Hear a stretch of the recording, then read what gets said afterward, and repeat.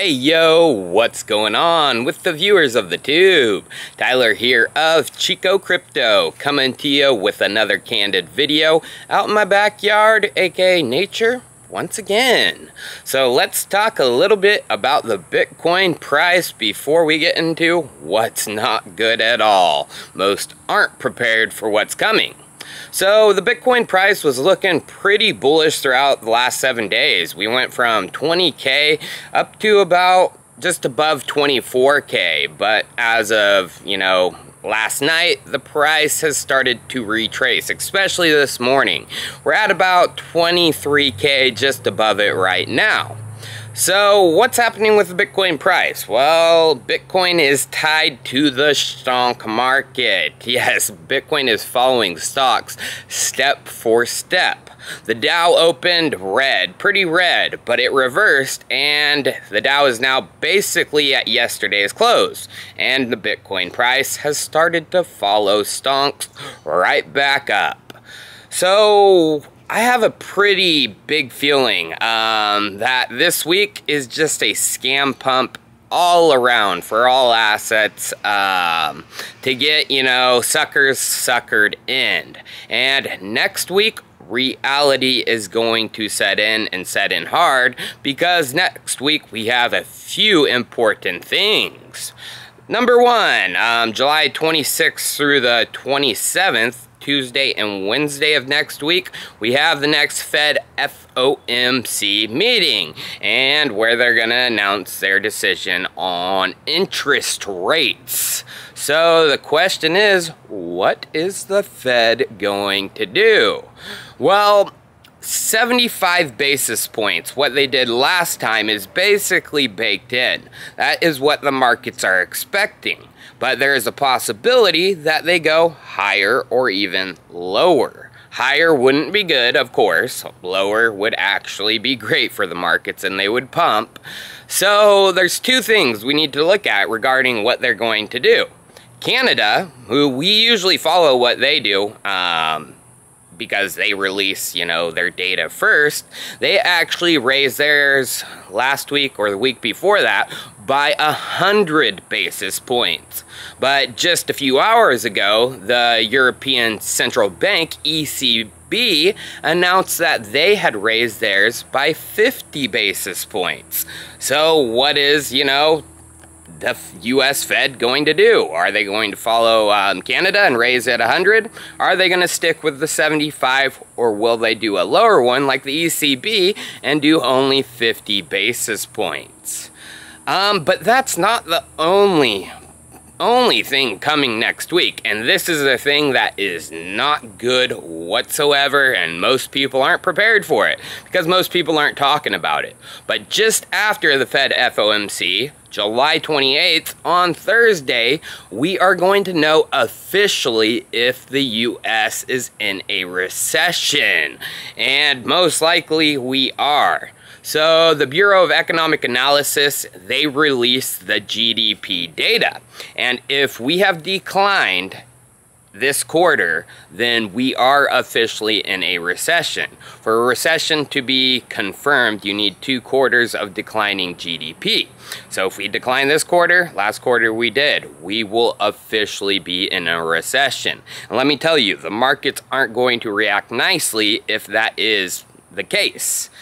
So you guys be prepared for next week. I have a feeling this was just a scam pump to get some suckers, longers sucked in right before we have the big drops coming next week with interest rate and GDP data.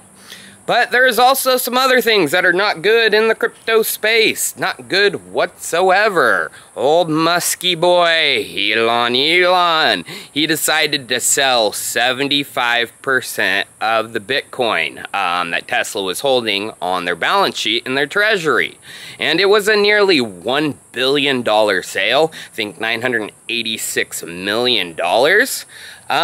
So you guys, Musk selling isn't good. Musk was a big reason for the pump to the all-time high, and he was a big reason for the dumps. We saw big dumps coming when Elon started hating on Bitcoin for its energy, and then of course, His recent dump of 1 billion was when we were hanging on at about that $30,000 level. He started dumping just below at about 28,800 around there.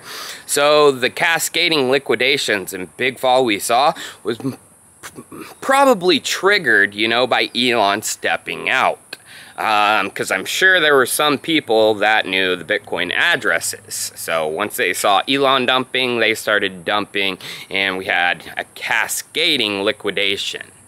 Another thing I want to talk about is actually what I talked about earlier in the week. So Bitcoin has been hanging on to a big indicator of bull or bear runs, the 200-week moving average.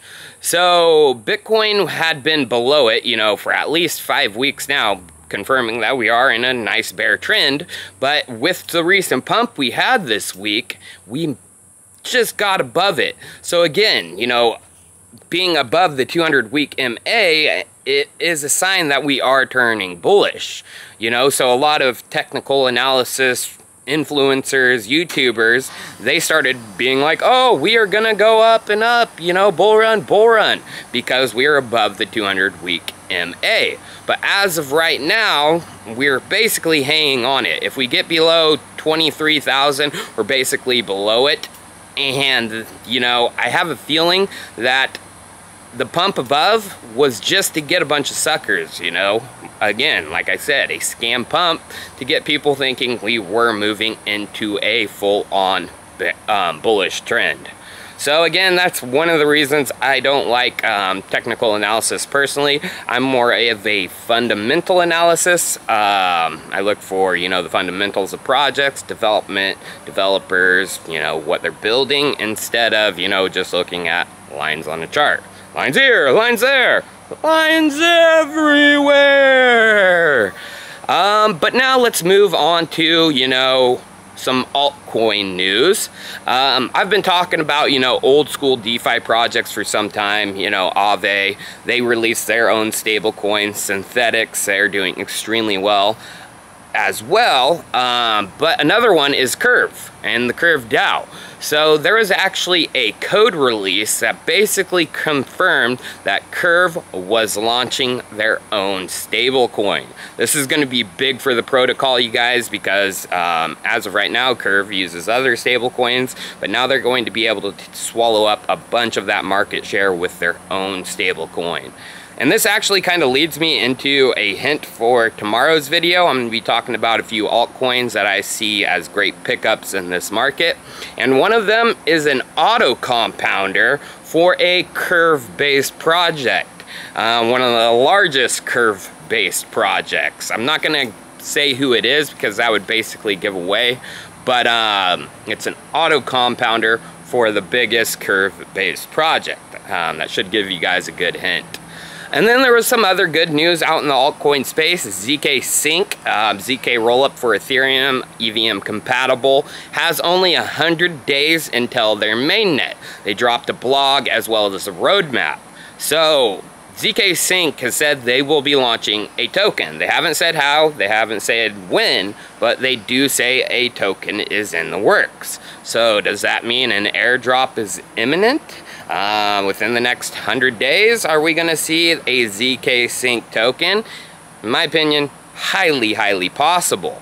So if I were you, there is ZkSync 2.0, the EVM compatible, you know, roll up on the testnet as of right now, and you can claim testnet tokens right now. So personally, I would recommend doing that. I mean, it's not guaranteed that that's going to get you the airdrop, but again, using ZkSync in its current form on the mainnet, playing with the testnet is going to put you in the best position if there will be an airdrop.